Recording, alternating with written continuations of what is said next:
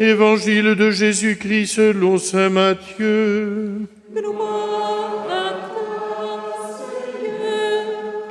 En ce temps-là, Jésus, arrivé dans la région de Césarée de Philippe, demandait à ses disciples: au dire des gens, qui est le Fils de l'homme?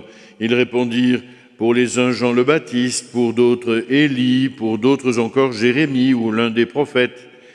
Jésus leur demanda: et vous, que dites-vous? Pour vous, qui suis-je? Alors Simon-Pierre prit la parole et dit: tu es le Christ, le Fils du Dieu vivant.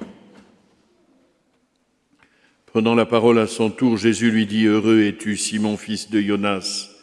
Ce n'est pas la chair et le sang qui t'ont révélé cela, mais mon Père qui est aux cieux. Et moi je te le déclare, tu es Pierre, et sur cette pierre je bâtirai mon Église, et la puissance de la mort ne l'emportera pas sur elle. Je te donnerai les clés du royaume des cieux. Tout ce que tu auras lié sur la terre sera lié dans les cieux, et tout ce que tu auras délié sur la terre sera délié dans les cieux. Acclamons la parole de Dieu.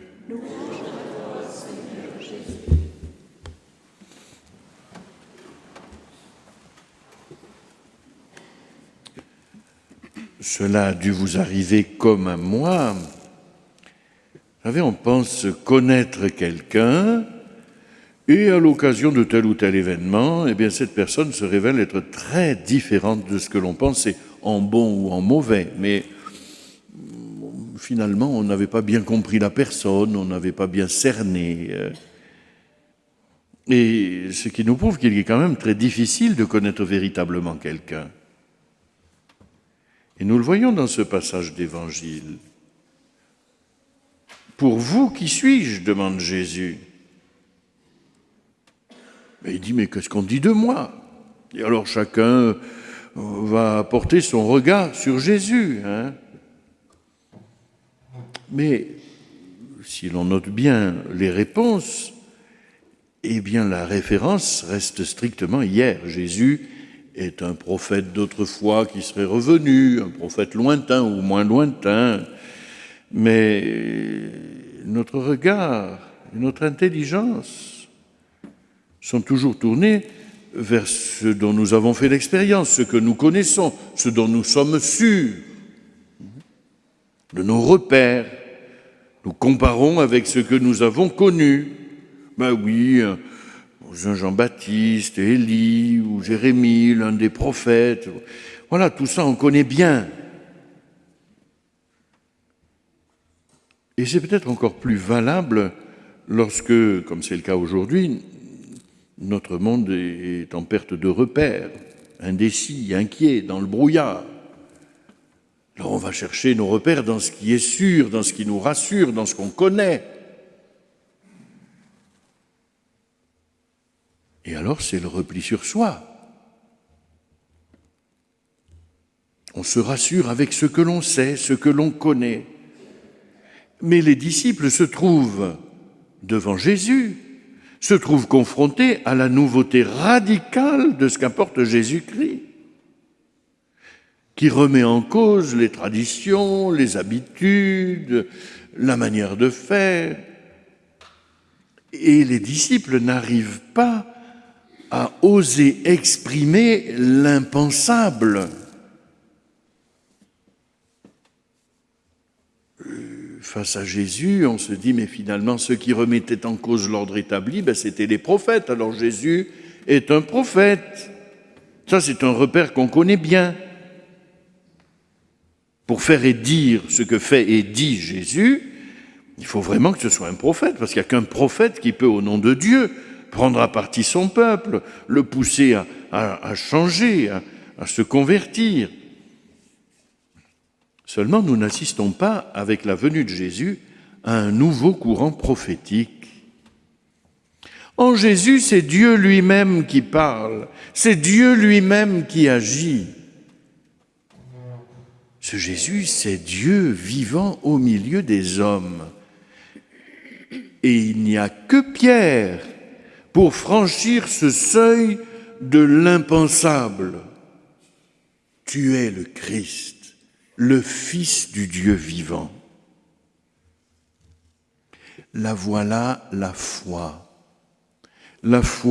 authentique, la foi vraie, cette confiance qui emporte tout, qui balaye même mes repères les plus solides, ceux auxquels je m'accrochais, cette joie de l'éblouissement devant cette merveilleuse découverte. Tu es le Fils de Dieu vivant.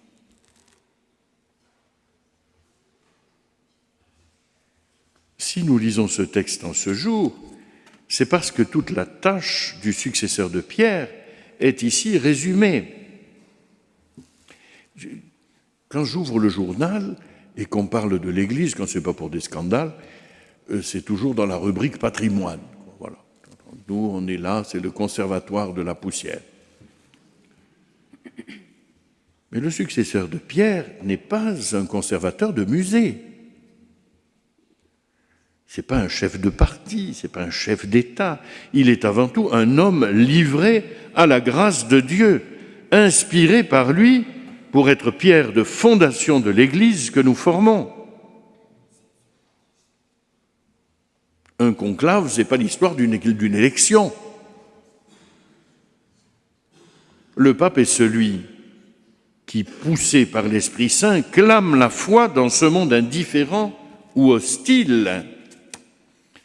À l'image de l'apôtre Pierre, il nous faut nous aussi oser ce pas de la foi qui nous mène plus loin que ce que nous acceptons. Voyez-vous, les disciples de Jésus, ils sont prêts à accepter un nouveau prophète.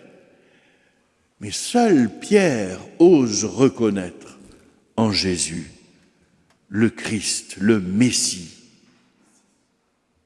Pierre, il a osé. Et c'est ce cri de foi qui doit jaillir du fond de notre être, frères et sœurs. À la suite de Pierre et de son successeur, non, Jésus n'est pas un simple rabbi, non, il n'est pas simplement un prophète, non, il n'est pas un sage des temps anciens, il est le Christ, le Fils du Dieu vivant. En se livrant à Dieu, Pierre a ouvert une nouvelle époque, qui est le temps de la foi. Le pape nous montre le royaume, c'est sa mission. Voyez-vous, ce qui intéresse l'Église, c'est l'avenir, c'est la vision de Dieu. C'est ce après quoi nous courons tous. C'est l'espérance qui nous habite dans ce temps de jubilé. C'est le royaume de Dieu qui nous éclaire. Ce n'est pas la rubrique patrimoine.